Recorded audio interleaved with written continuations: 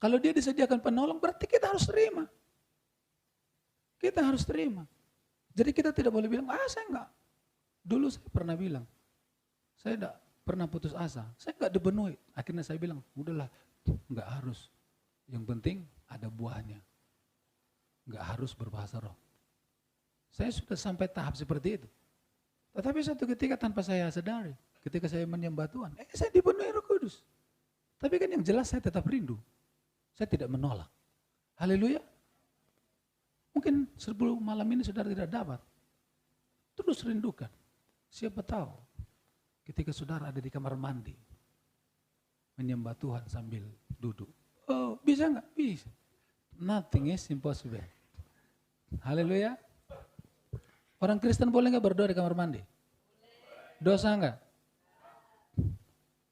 Tergantung hatinya, saudara.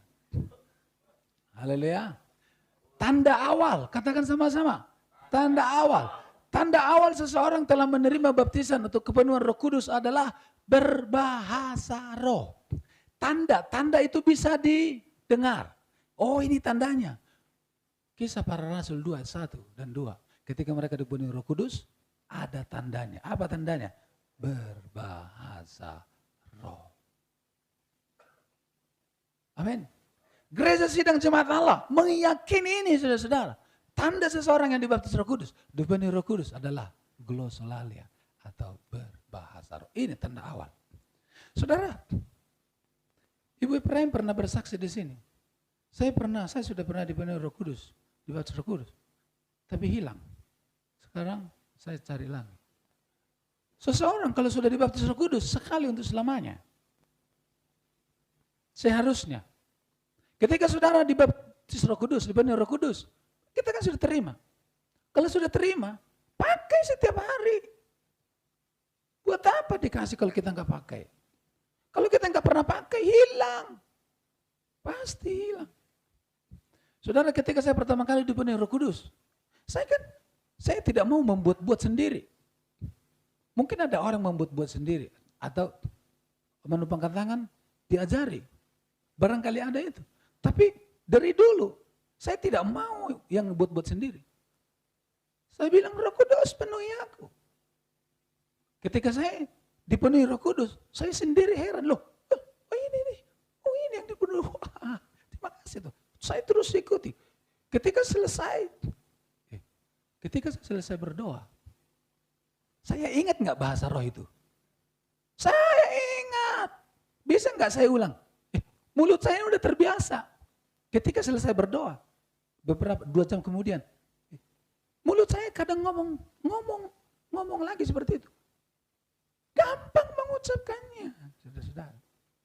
Ini yang saya alami, saudara-saudara. Jadi kalau sudah dipenuhi Roh Kudus, dibaptis Roh Kudus, pakai setiap hari. Roh Kudus kan, Paulus kan pernah bilang, bahasa roh itu gunanya apa? Berdoa dengan bahasa roh gunanya apa? Untuk membangun manusia rohmu. Paulus berkata, aku ini bisa berdoa dengan bahasa roh, tapi aku juga bisa berdoa dengan akal budiku. Ada saatnya aku berdoa dengan bahasa roh, menyembah dia dengan bahasa roh, tapi ada saatnya dia berdoa, Tuhan Yesus, makasih. Paulus berkata, ketika aku berdoa dengan bahasa roh, aku sedang membangun rohku. Aku membangun rohnya terus, rohnya dibangun, saudara. Saya percaya orang yang berdoa dengan bahasa, dia itu enggak kayak patung, saudara. Saya percaya di loteng Yerusalem itu, mereka enggak kayak patung. Mereka mengekspresikan, saya yakin itu, saudara. Sekalipun saya tidak hadir waktu itu. Haleluya. Saya percaya orang yang dipenuhi Roh Kudus itu sukacita, saudara. Enggak dingin. Kalau dingin, aduh. Haleluya. Yes. Berbahasa roh itu tandanya, saudara. Berarti kita bisa tahu enggak seseorang itu dipenuhi harus dibaptis Roh Kudus? Bisa. Bahasa roh. Alkitabiah, saudara. Jadi kalau saudara sudah menerima, udah latih terus. Pak, saya malu. Malu. Berarti itu bukan dari Roh Kudus. Kalau malu, itu bukan dari Roh Kudus. Dari Roh Kudus itu mestinya nggak malu. Kita bersuka cita kan. Roh Kudus. Ngapain malu? Kalau malu, itu bukan dari Roh Kudus. Buang. Minta yang dari Roh Kudus. Asli dari Roh Kudus. Amin. Jangan bohong-bohongan. Di dalam Kristus tidak ada bohong-bohongan. Berdosa.